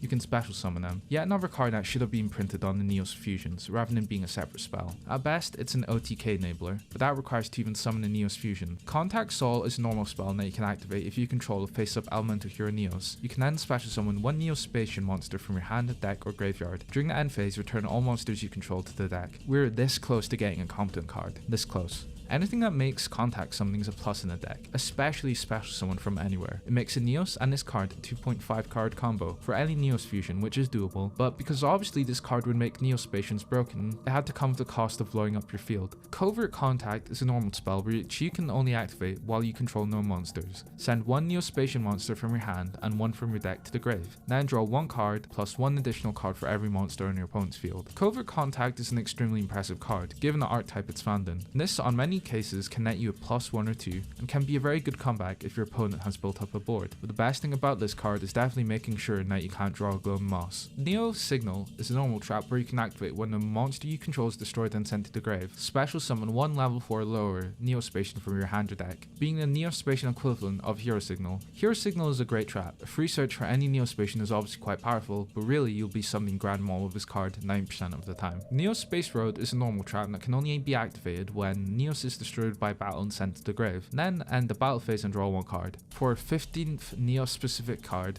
this time instead of doing anything useful when he's on field, you just end the battle phase when it's destroyed. Oh, and you draw a card. It's basically a worse version of every other variation of cards that end the battle phase. Elemental Mirage is a normal trap that you can only activate when an elemental hero you control is destroyed by opponent's card effect. Return all monsters destroyed by that effect to the field and in the same battle positions they were in. This card doesn't even protect from battle destruction, which is the most common way your Burstinatrix is going to get bodied, meaning that you'll barely be able to ever see this card. In a case where you use it to revive a fusion elemental hero, it definitely has its use, but its effect is too limited to be considered useful. Cross Change is a normal spell which you can return one elemental hero you control to the deck to then special summon one Neo-Spacian monster from your deck, or return one Neo-Spacian monster you control to the deck and special summon one elemental hero monster from your deck. Cross Change is a great card. It's basically end shuffle but better, which is what I would have said if I hadn't omitted a key detail. The level of the monster summoned needs to be the same level of the monster being returned. Well, it can't be that bad. Oh.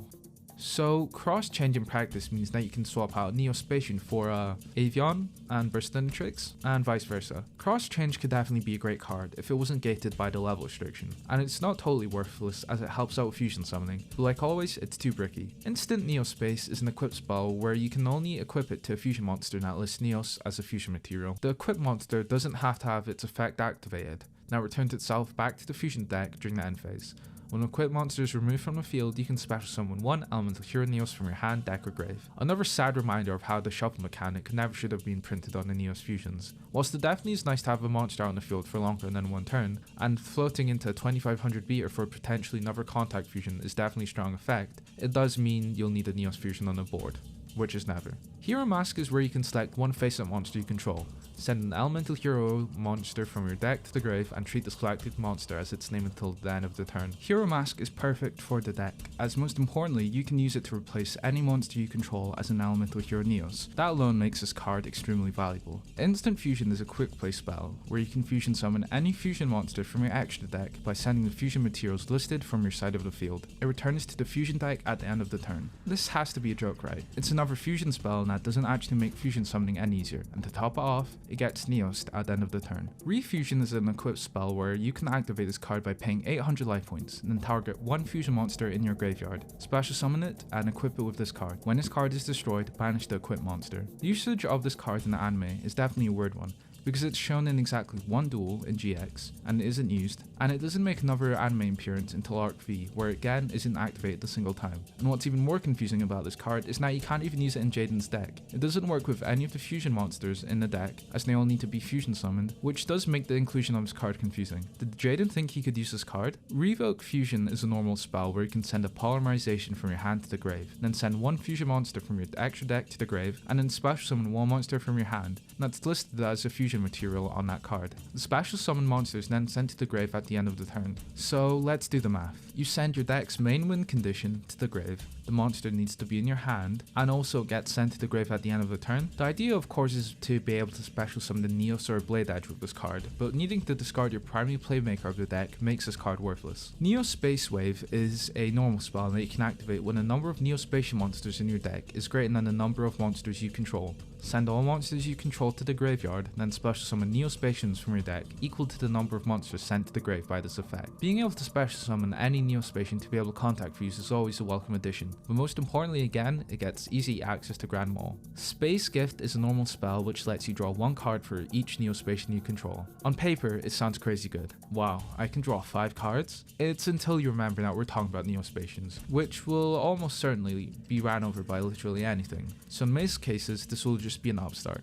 It does combo extremely well with Cocoon Party and Neo-Spacian board, but that's essentially a free card combo, gets them a card advantage, when a better play would just to be not play this deck. Spiritual Fusion is a normal trap trap where if your opponent fusion summons a monster, you can then choose the fusion materials for the fusion monster. The only reason I wanted to bring up this card is how much of a ruling nightmare it is. Just based off of the card effect, when your opponent fusion summons a monster, you can change the materials of the fusion monster as long as they fit, which makes the card borderline useless, because no one in GX uses a fusion monster with non-specific materials. In the middle of the Dimension World arc, Jaden's mind basically breaks, and becomes an edgier, darker version of himself, the Supreme King. He undergoes a total personality shift, being more cold, ruthless, and brooding, and gets a total wardrobe overhaul. And to accommodate this new rebellious phase he's going through, he commands the evil heroes. For the first of our evil heroes, we'll begin with Evil Hero Infernal Gainer. He's a level 4 Earth Fiend monster with 1600 attack and 0 defense, and has the following effect. During your battle phase, you can remove this card from play and select one Fiend monster you control. That monster can attack twice during each battle phase, and then special summon this card in face-up attack during your second standby phase after this card's activation. Starting off strong, Evil Hero Infernal Gainer is a solid beater, with an even better effect. This card is a great OTK enabler, as you can attack with Infernal Gainer, then your Evil Hero fusion, then use Infernal Gainer's effect to OTK with your Evil Hero. It definitely does take way too long to come back, but it's definitely a solid card all around. Evil Hero Malicious Edge is a level 7 Earth Fiend monster, with 2600 attack and 2000 defense, which can be tribute summoned with 1 tribute if your opponent controls a monster and has piercing. Malicious Edge is just a better version of Blade Edge, and will actually be able to be summoned, while 1 tribute level 7 monster with 2600 attack is broken, and to top off, its fusion monster is also great. Evil Hero Infernal Prodigy is a dark level 2 Fiend monster with 300 attack and 600 defense, which can be special summoned if you control no monsters, and if Evil Hero Infernal Prodigy is used as a tribute for a tribute summon, you draw 1 card. The problem with Infernal Gainer is that it could be a good card in this deck, but we don't nearly know enough about it. If the Evil Heroes had a lot of high level tribute monsters that were worth summoning, you could definitely make a case for Infernal Gainer, but it's more likely that as the Evil Heroes mirror the Elemental Heroes, there aren't likely to be many high tribute monsters, which makes this card inclusion pretty worthless. And that's about it for the main deck Evil Heroes, so we'll move on to the exciting Evil Hero fusions, with our first monster being the Evil Hero variant of Flame Wingman. Evil Hero Inferno Wing is a level 6 Fire Fiend fusion monster that requires Burstinatrix with Avion and has 2100 attack and 2100 defense, with the following effect. This card cannot be special summoned except with Dark Fusion. Inferno Wing has piercing, and if it destroys a monster by battle, inflict damage to your opponent based on the highest attack or defense stat. Another direct upgrade of an existing elemental hero. The extra damage of piercing makes 2 attacks with this card, even against the monster in defense mode, extremely probable to win a duel alone. It's an even better version of Flame Wingman. What more could you want? Evil Hero Dark Gaia is a level 8 Earth Fiend that requires a Fiend type, a rock type monster to be fusioned. He has a question mark attack and 0 defense. It cannot be special summoned except with Dark Fusion or Super Polymerization. The original attack of Dark Gaia is the combined attack of the fusion material monsters used to summon him. When Dark Gaia attacks, change all defense position monsters to face-up attack position, and flip effects are not activated during this time. Curiously enough, it's the only 2 material fusion monster that Jaden has ever used in GX, which has fusion material that doesn't require a specific monster. That doesn't make the card good though, because whilst the fiend typing is extremely easy to achieve, Jaden literally has no rock monsters. Unless he jammed the statue of Easter Island in there during his time as the Supreme King, Dark Gaia will barely see any play without the use of Super Poly and an opponent's rock monster. The card is another decent OTK machine, especially if you use it with a malicious fiend or another high attack fiend monster. Curiously though, it does somewhat imply that there exists other evil hero fusions that require a fiend and a monster with another typing. Evil Hero Infernal Sniper is a level 6 fire fiend monster that requires Clayman and Burstinatrix with 2000 attack and 2500 defense. It cannot be special summoned except with Dark Fusion. Once per turn, if this card is in face-up defense position, inflict 1000 damage to your opponent. Infernal Sniper also cannot be destroyed by the effect of spell cards. Infernal Sniper is also a very great stall card that forces your opponent to get rid of it. Otherwise, in 4 very manageable turns, they'll lose the duel. A 2.5k body along with protection from spell destruction certainly takes an effort to get rid of, and could probably single-handedly win the duel by themselves. Evil Hero Lightning Golem is a level 6 light fusion monster with 2400 attack and 1500 defense, and is a fusion between Sparkman and Clayman with the following effect. This card cannot be special summoned except with Dark Fusion. Once per turn, you can target 1 monster in the field and destroy it. Following the theme of evil heroes being more powerful than their counterpart, Lightning Golem moves past Thunder Giant's biggest weakness, which means that Lightning Golem is a pretty powerful piece of removal. Monster removal is extremely broken in the anime, and not just that, but turn repeating, cost free, with no restriction monster removal is game breaking, and again, by himself, could probably win you the game. Evil Hero Wild Cyclone is a level 8 Earth Fiend monster with 1900 attack and 2300 defense, and is a fusion between Avion and Wildheart, with the following effect. This card cannot be special summoned except with Dark Fusion. If this card attacks, your opponent cannot activate any spells or traps until the end of the damage step. When this card inflicts battle damage to your opponent, destroy all face-up spells and traps your opponent controls. This one is a toss-up between the original being better or Wild Cyclone. It does prevent battle traps, which is a plus, but the attack of Wild Cyclone is too small for the battle trap prevention to really matter. And destroying all face-up spells and traps is definitely great, but too niche to rely on. Ending the Evil Hero lineup extremely strong, we have Evil Hero Malicious Fiend, which is a level 8 Fire Fiend fusion monster with 3500 attack and 2100 defense. It requires Evil Hero Malicious Edge and one level 6 or higher Fiend type monster. The following effect. This card cannot be special summoned except with Dark Fusion or Super Polymerization. During your opponent's battle phase, all monsters they control are changed to face-up attack position, and each monster they control must attack this card if able. You might read this card and go, wow, forcing your opponent to OTK themselves to death sounds broken, but then you'll remember that you don't have to enter your battle phase and that you can just simply skip it, which makes this card effectively normal monster. The effect only really applies in a rare case where you have a monster that your opponent will want to get rid of, but it's too much of an edge case to be of concern. That being said, even a 3500 vanilla beat stick is definitely nothing to laugh at, and the generic materials also means that you can even use a super poly on an opponent's monster for free easy monster removal. So now you might notice all of the evil hero effects make mention to a special fusion, Dark Fusion. Dark Fusion basically functions as normal polymerization, where you can send monsters from your hand or field to the grave to fusion summon any fiend type fusion monster from your extra deck. During a turn that the fusion monster is summoned, that monster cannot be targeted by the effects of monsters, spells and traps. Targeting protection for an entire turn is huge, especially in a fusion deck where you have monsters like Malicious Fiend or Dark Gaia. It means that your Lightning Golem can get free pop with very little chance of destruction, or OTK without being affected by a battle trap like Magic Cylinder. Dark Calling is another fusion spell that can be used for any fusion monster that requires Dark Fusion.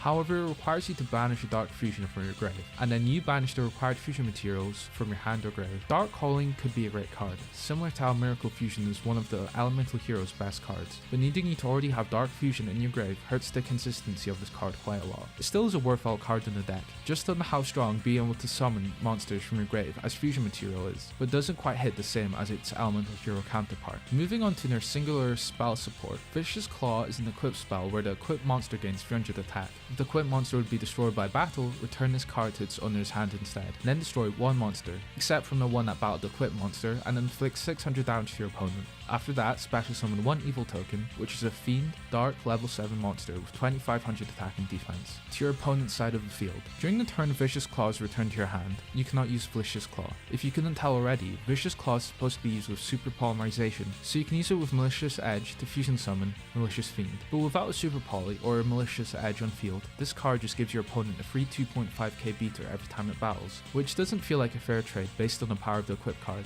The design of the card also means that on an opponent's turn, they're free to destroy your monster with a 2.5k monster that you graciously handed over to them. That's about the extent of Jaden's run as the Supreme King and his Evil Hero deck, but there's one very notable addition that gets added to the deck, which is Super Polymerization, a quick play spell that allows you to send one card from your hand to the grave, and then fusion summon the monster from your extra deck by sending one fusion material you control and one monster from either side of the field, with the added protection of your opponent's cards being unable to be activated in the response to the summon. Don't get me wrong, Super Poly's broken. There's a reason why this card has been banned in the TCG for so long. But there's also another aspect of the card, where the anime hints towards the idea that Super Poly can create an entirely new fusion using any monsters, where in that case, Super Polymerization becomes a very literal game-breaking card. This card also comes with a caveat that it comes at the cost of sacrificing your friends, which doesn't affect the duel itself, but will undoubtedly have an effect on your mental health. On to our final arc of Yu-Gi-Oh! GX. Jaden for once doesn't suffer a complete mental breakdown and completely overhauls his deck, and sticks with the good old classic Elemental Heroes and Neo-Spacians. By this point in the show, we've seen the majority of the hero fusions, and all of his main deck hero and Neo-Spacian monsters, so there's not as many new cards to talk about, except from 2 new Neos fusion cards, which we'll leave to the end. Unfortunately, as a consequence of Jaden beating Yubel, he adds the aforementioned card to his deck. Yubel is a level 10 Dark Fiend with 0 attack and defense with the following effect. This card cannot be destroyed by battle. Your opponent takes all battle damage from battles involving this face-up attack position card. During your end phase, tribute contribute one monster to destroy this card. If this card is destroyed, except by its own effect, special summon one Yubel Terror Incarnate from your hand, deck, or graveyard. So Yubel's damage effect is obviously busted, as you can also just attack with Yubel to continuously deal damage. And her not being able to be destroyed by battle also makes it hard to get rid of. This shows that, just like Neos, you'll struggle with getting her out on the field. Not only that, you'll need 2 tributes. You'll need a 3rd monster on the field to keep your Yubel past the turn. Her inclusion in the deck also comes with a fusion, which we'll see later. Another important card relevant to the plot Jaden gets is Honest, which is a level 4 light fairy monster with 1100 attack and 1900 defense with the following effect. Whilst this card is on the field, you can return this card to its owner's hand. If you control a level 7 or higher warrior type monster, you can send this card from your hand to the grave, and this turn add attack to the targeted monster attack equal to the attack of the monster it is battling. So suspiciously specific, Honest effect works with a level 7 or higher warrior monster in the deck, which means that yet again it's unfortunately another piece of support for Neos. Unfortunately, boosting monsters that naturally have high attack makes the card a lot less useful than it seems. It does have a decently high defense for a level 4 monster, but it's another symptom of card effects being too niche in the anime. Fusion Shot is an equip spell that you can only equip to a fusion monster. Once per turn, you can remove from play one monster with less than 1000 attack from your grave. Now, it's used in equipped monster's fusion summon to inflict damage to your opponent, equal to the attack of the removed monster. Unfortunately, Fusion Shot being an equipped card only for fusion monsters means that it's a brick of a card, so good luck even getting to use it. But when you do manage to finally get fusion out, the effect sucks. There's extremely specific restrictions to even be able to inflict the burn damage, with restricting monsters to less than 1000 attack. And also needing to be specific fusion materials means that functionally, Fusion Shot is worthless. Hope for the Future is a trap card where you can activate it by discarding one Polymerization while you control a face-up elemental hero Neos, then send from your deck to the grave, as many fusion material monsters listed on the Neos fusion monster card as possible. So Hope for the Future is another brick of a trap that requires Neos to be on the field, so it's extremely slow and inconsistent. But even if Neos is on the field, a Foolish Burial for 6 cards sounds good on paper, apart from the fact that this deck barely benefits from Neo-Spacians being in the grave, as there's very few ways to get them back. So this card basically is just a way to summon a certain card we'll get to later on. Honestly, the best thing this card can do is thin out your deck so you don't ever draw Glowing Moss. Hero Blast is a normal trap where you can select one elemental hero normal monster from your graveyard and add it to your hand, and then destroy one face-up monster your opponent controls with attack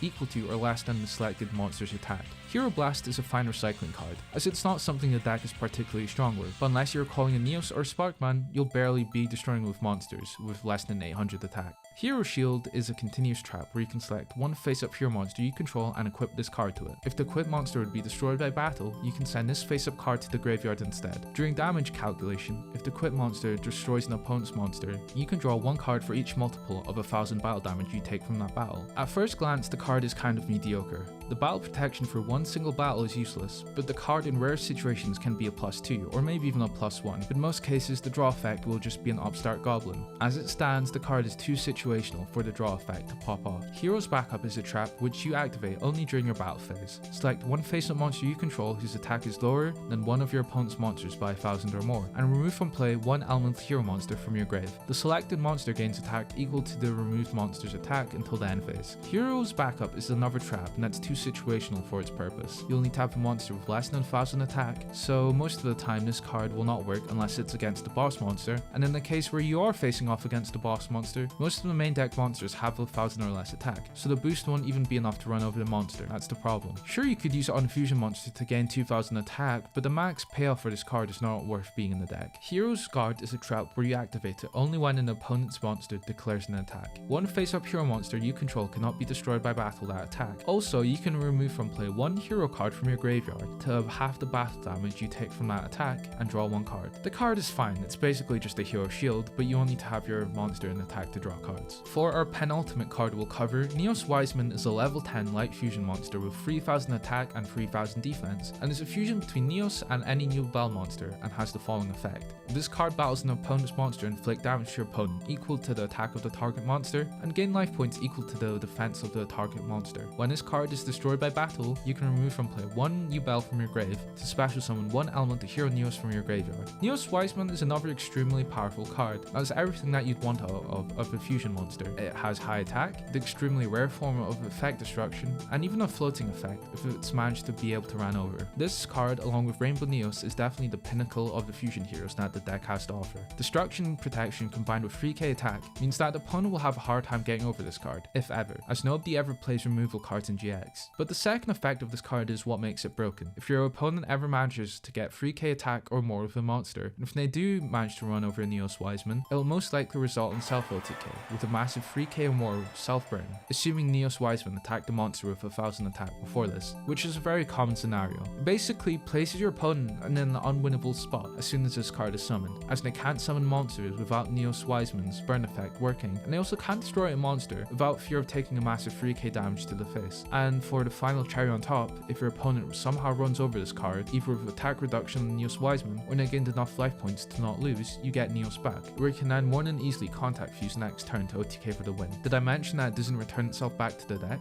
And to top off the entire Elemental Hero fusion archetype in the anime, we'll end with the boss monster of the archetype, Elemental Hero Divine Neos, which is a level 12 light warrior fusion monster, 3000 attack and 2500 defense. It can only be special summoned from your extra deck, by returning 1 Elemental Hero Neos you control and 6 Neo-Spacian monsters with different names from your side of the field or graveyard to the deck. You don't use Polymerization. You can remove from play 1 Neo-Spacian from your deck to have this card gain its effect during this turn. This card gains 500 attack for each Neo-Spacian removed from play this way. Divine Neos has the highest number of materials required for a fusion monster in the game, needing a total of 7 different monsters, where there only exists 1 of each card in the deck, which means that Divine Neos is barely going to get summoned, if ever. Thankfully, the summon condition is a bit more lenient, with allowing monsters from the grave. The chances of even seeing all 6 Neo-Spacians along with Neos in a single game would require some sort of divine intervention, and unfortunately, whilst the effect isn't completely useless, it's nowhere worth the time, effort, or mental energy spent on this card. But to see how great this card is, we'll need to look at every possible Neo-Spacian it banishes. Air Hummingbird's effects are not a factor and doesn't help Divine Neos. Aqua Dolphin's effect more than guarantees a card pop, but it's only a really nice bonus. Dark Panther is incredibly situational. Flare Scarab actually does help, as it can boost Divine Neos to even more absurd levels of attack. Glowmoss.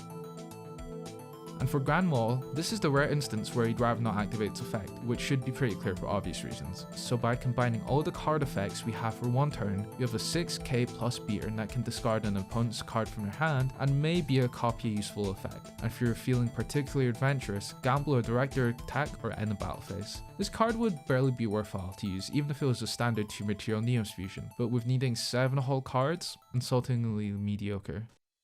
Okay, well, that was a long video, but now that we've looked at mostly every card Jaden uses on his decks, why are they so bad? Starting in the first arc, Jaden keeps it simple by only using the elemental heroes, which, if we're going by the quality of the deck as a whole, is probably the deck at its peak. By its very nature, fusion summoning is inconsistent. There's no getting past that. If the deck's win condition is needing 3 specific cards in your hand and going -2 to win, means that realistically the deck isn't composed well, but still by far beats out the later usage of contact summoning in almost every way. So naturally, by keeping the deck to a simple polymerization based deck, where the deck has more access to its win con, then it clears the later decks, even if they do contain more powerful fusions. Not to say that the first deck isn't without its problems, the number of spells and traps Jaden uses is quite frankly insane. There are way too many hero specific spells and traps that Jaden uses, where pretty much all of them are useless. Moving on to the Society of Light arc, when Jaden acquires Neos, this is where the deck takes a bit of a tumble, adding essentially not 1, but 2 completely different archetypes with one single link point between the 3 sub-archetypes is a recipe for disaster. As the Neo-Spacians don't fuse with the elemental heroes, the combination of the 2 just clog up your hand, prevent any potential fusion summoning. If it was hard before to find the right materials to summon Flaming Man, imagine how hard it would be now when your draws include Glow Moss or Air Hummingbird.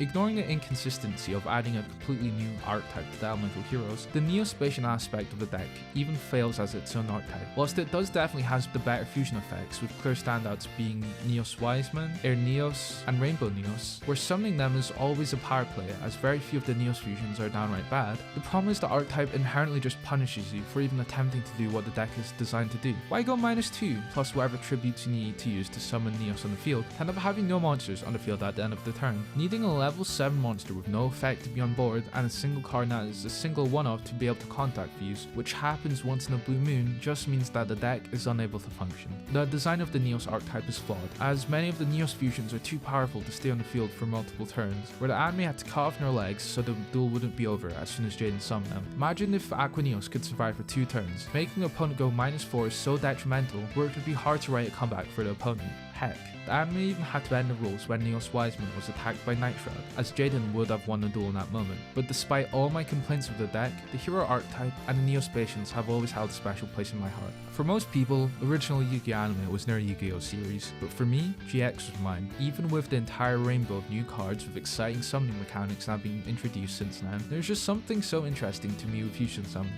Yes, the concept is definitely flawed, and even for many years past GX, Fusion still struggled with finding a footing in a real-life meta. But the design of combining 2 cards with their designs, effects, and stats into one fusion between the 2 speaks a lot more to me than a generic Synchron Link summoning, which to me, the entire hero archetype perfectly exemplifies. Not to mention, I've always loved the design of the art of heroes and Neo-Spacians. There's just something so appealing about the aesthetics of the elemental heroes to me, especially with the Neo-Spacians. It's also a pretty beloved archetype,